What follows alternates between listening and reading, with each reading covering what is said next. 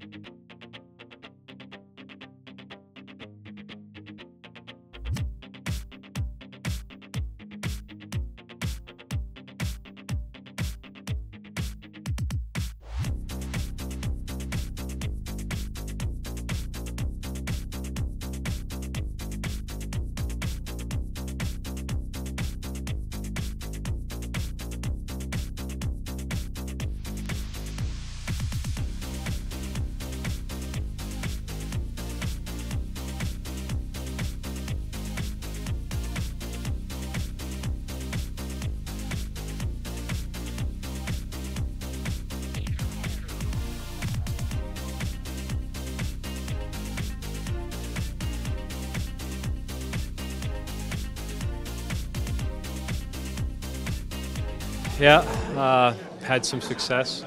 But so has the team, and that's kind of coincided with it. But I try not to read too much into it. Every year's new, teams are new. But recently, I've had a good run against them, yeah. Is that every player has one team that no matter what seems to happen, who plays, that's... Yeah, I mean, some players have more than one. I mean, I just only have one. No, but it's just one of those things where sometimes some guys feel comfortable in certain situations or get breaks or what have you. My role on the power play and how many penalties they've taken, over the past few years has probably played a role in that. I know they've tried to cut down on that, so I might not get as many looks. But yeah, I mean, guys just sometimes feel comfortable against certain opposition. They don't put a shadow on you, though. No, God, no, I hope not.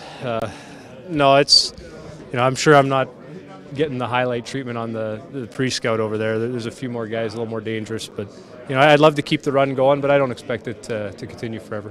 What do you expect from Winnipeg here tonight, who's obviously struggled in the first couple of games? They're going to be hungry. I've been in that situation where you haven't gotten a win right away. Sometimes you feel the pressure of that, and you really want to get that first one under your belt. And they know we're a good hockey team, so we're going to get their best. They're going to want to tighten things up, given up how many goals they have.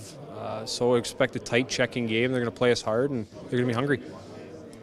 Todd and Peter talked before the season about managing the expectations and the ups and downs that you guys are going to have to go through. Clearly coming off a bit of a down, so you guys eager to jump right back in it and prove you can get right back on the horse quickly. Yeah, absolutely. I don't think we necessarily in the room seen it as a huge up and a huge down. I mean, we're 2 different played games. We played a really, really good game at home, and then kind of a stinker on the road, but it's early. We're going to find our legs. We're going to find our consistency. And managing that in here, it's pretty good. I mean, guys didn't come in here hanging their head or anything like that. We were just ready to come to work and new game. You're going to be killing penalties, and they have one of the best shooters in the league with Patrick Laine on the power play. How does that change anything you have to do or you guys have to do on the PK?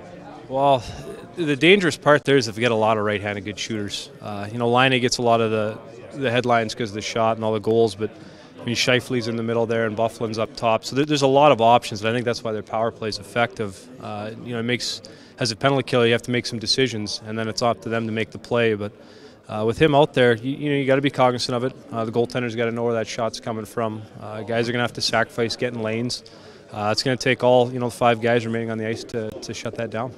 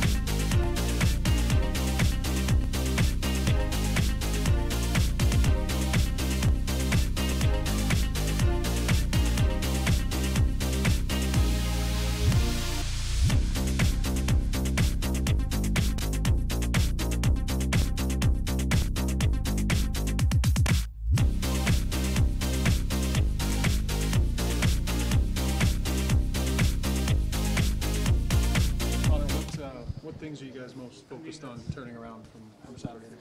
I think you look at the special teams. Power play was not nearly good enough. We gave up actually a lot of chances and didn't create much. So I think that's got to get better. Just overall, got to be better. Against the Jets, team hungry for a win. What do you look for them tonight? Yeah, they're going to be hungry. They didn't get off to the start that they wanted with the first two, and you could bet that they're going to be ready to go tonight. This just Cam Talbot. He seems to always bounce back from the game. Even he might not be that happy with just the kind of confidence the team has in him. Yeah, he's always great in bounce back games. I guess he wasn't his best the other night. He gave up a goal that he maybe wants back, and I know he'll be great tonight though. When you're out there killing penalties and they have a shooter like Laine, how does that change anything you guys might have to do, or the awareness you might have to have for him? They have a lot of good shooters. Scheif in the middle, Laine on the outside, Bufflin working the top. They got a lot of threats, so it's tough to key on one guy, but obviously Laine's got a shot that's pretty special. That's it. Thanks, guys. Morning.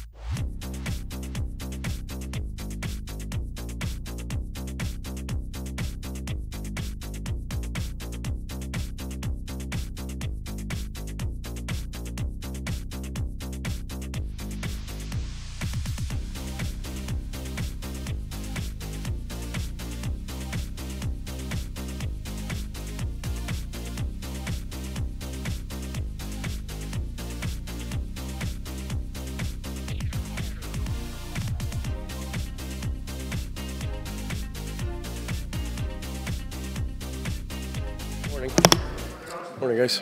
Morning. Hi, Denny. How the hell are you? Good. I'm just fine, too.